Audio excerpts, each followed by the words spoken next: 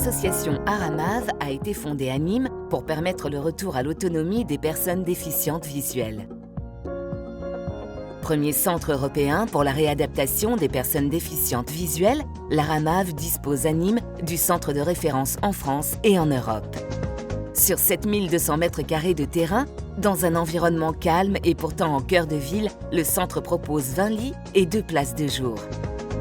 Les patients suivent depuis plus de 25 ans des programmes spécialisés de retour à l'autonomie d'une durée de 6 semaines à 6 mois, encadrés par une équipe pluridisciplinaire de 42 salariés.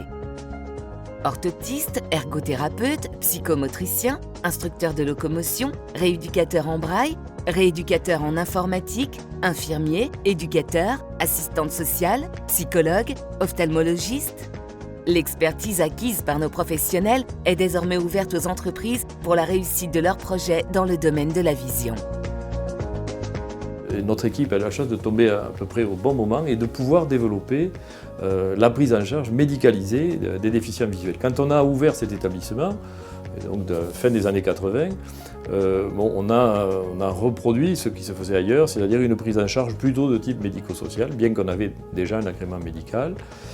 Et on s'est développé, et en particulier, on ne prenait pas compte, ça peut paraître, on ne tenait pas compte des possibilités visuelles des patients. On appelait ça des restes visuels, des résidus visuels. Il y avait même des endroits où, pour pouvoir mettre en place des projets de rééducation, on cachait la vue de ces patients qu'il fallait-il, à l'époque, on disait, ne pas utiliser. Et puis, donc, nous est arrivé le premier concept, en fait, c'est pas nous qui l'inventons, il vient de Scandinavie et d'Amérique du Nord, c'est le concept de vision fonctionnelle. L'idée est de se dire, ces gens, le peu de vision qu'ils ont, eh bien, on va l'optimiser. Alors, on ne va pas le guérir, hein, mais c'est l'histoire de la bouteille à moitié vide et à moitié pleine, on va se servir de ce qui reste, et ce qui reste, on va le potentialiser par des stratégies de vision. Donc, on va apprendre aux patients d'abord à se servir de ses yeux, hein, c'est l'aspect neurophysiologique, et on va lui apprendre ensuite, on va apprendre au cerveau de ces patients, on va apprendre aux patients, avec son cerveau, à se servir de cette vision que lui donne, cette vision fonctionnelle que lui donnent les yeux. Petit exemple, pour les gens qui ont une DMLA, maladie très fréquente, et qui perdent la vision centrale, dans un premier temps, on va leur apprendre à oublier de fixer avec le centre du regard et à décaler leur regard et à regarder légèrement de travers. Ça paraît simple, mais il faut quand même quelques semaines pour apprendre cette technique. Donc, dans un premier temps, on fait des stratégies de développement moteur et sensoriel, on apprend aux gens à regarder de travers. Ensuite, il va falloir apprendre au cerveau à se servir de cette nouvelle vision, parce que regarder de travers, ce n'est pas naturel. Globalement, le projet de l'Aramav, c'est ça, bien sûr coordonné avec ce qu'on appelle les sens compensatoires, qui ont un nombre de, en gros 2, hein, le sens tactile, donc le toucher, voilà, c'est très compliqué, là aussi, basé sur vraiment des bases neurophysiologiques, et le sens des déplacements.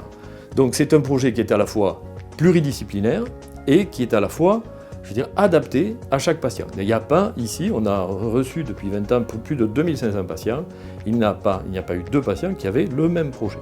Forte de son expérience clinique, unique en Europe, l'Aramav s'est engagée depuis 2007 dans une activité de recherche dans le cadre d'un partenariat avec le CHU de Nîmes, mais aussi l'École des mines d'Alès et d'autres organismes de recherche.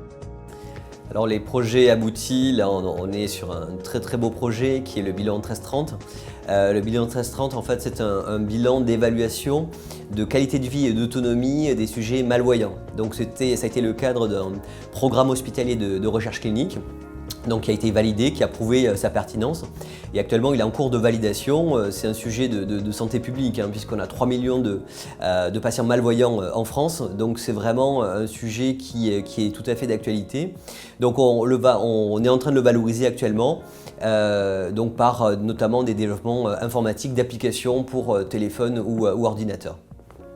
Ensuite, les projets en cours. Donc là, on a des projets également très élégants, notamment actuellement un projet d'évaluation qui est un projet multicentrique d'évaluation d'une technique qui est le champ visuel au sol, là qu'on partage avec plusieurs CHU qui est en train de se mettre en place et qui est tout à fait novateur. Donc là, encore une fois, quelque chose de très intéressant. Ensuite, on travaille aussi sur tout ce qui est nouvelles technologies et notamment la réalité virtuelle. Donc là, on attaque actuellement un projet de recherche qui s'appelle donc Aurévie, donc qui est en fait une technique, en fait un dispositif pour les sujets malvoyants. Ce serait un dispositif pour les aider dans la vie de tous les jours. et notamment les patients glaucomateux et atteints de rétine pigmentaire. Donc en clair, ce sont des lunettes de réalité virtuelle et on voudrait voir quels paramètres on ajuste pour leur faciliter la vie tout simplement. Ensuite, on a un projet de rééducation orthoptique par réalité virtuelle. Donc là, ce sont des lunettes de réalité virtuelle et on va essayer de faire réaliser des exercices d'orthopsie directement dans les lunettes de réalité virtuelle. Donc là, ça va commencer prochainement. Et également un autre projet qui est encore plus ambitieux, qui est donc le projet ViRêve, qui est un projet d'évaluation et de rééducation de sujets malvoyants par réalité virtuelle. Et là, le patient va se déplacer dans une salle de réalité virtuelle. On va pouvoir les évaluer et dans un second temps, les rééduquer. Voilà, ça c'est les projets vraiment qui sont en cours de démarrage. Et je dirais le futur. Donc le futur, on a un très beau projet puisqu'en fait le centre de Nîmes a été choisi pour l'implantation de prothèses rétiniennes et donc la RAMAV a été choisie pour la rééducation de ces patients-là. Donc c'est des patients qui effectivement ont des rétines pigmentaires mais qui sont dans le noir complet. Le principe est assez simple finalement. On a une caméra à l'extérieur. Cette image est ensuite traitée par un petit ordinateur qui a la taille d'un smartphone. Ensuite, ce petit ordinateur transfère les signaux qui ont été traités à des électrodes qui sont posées à la surface de la rétine, à l'intérieur de l'œil. Ces électrodes sont en contact avec le nerf optique qui ensuite va transmettre ce signal, qui est un signal à ce moment-là, un signal électrique, directement au cortex visuel qui lui pourra l'analyser.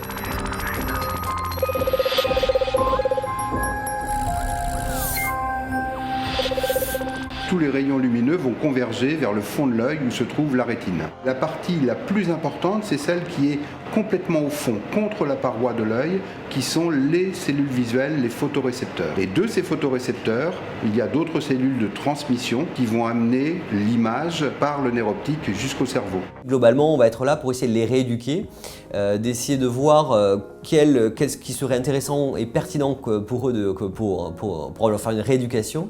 Et donc ça, c'est dans un second temps, mais on va commencer rapidement puisque les premières implantations, c'est à la fin de l'année, normalement, si tout va bien. Donc de bons projets en cours et à venir. Ce projet est allé plus vite que nous. Il nous a dépassés. Il nous a entraînés sur un chemin qu'on n'avait pas prévu. C'est-à-dire que se lançant dès le départ sur des projets innovants, cette médicalisation qu'on a mis en place dès le début des années 90, fait qu'on a créé un nouveau concept thérapeutique.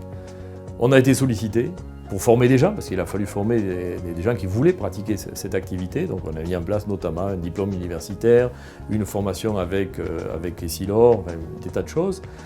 Et puis il a fallu créer des outils innovants, comme le projet Bartimée, un outil informatique d'aide à la rééducation des déficients visuels.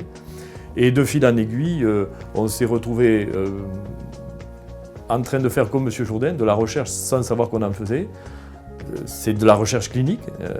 Maintenant, on commence à être bien structuré. Et maintenant, il y a le troisième projet, qui est le développement économique, à la fois l'évaluation des dispositifs médicaux et puis la création d'un hôtel d'entreprise pour essayer d'aider de jeunes entreprises à bénéficier de notre expertise et puis à eux créer leur propre projet. Voilà comment on est parti d'un projet au départ qui paraissait relativement simple à quelque chose qui aujourd'hui s'intègre parfaitement dans la nouvelle économie de nos sociétés. Des professionnels qui sont tous devenus des experts dans leur domaine, des chercheurs qui imaginent et valident les dispositifs de demain. Il ne nous manquait que l'ouverture au monde de l'entreprise.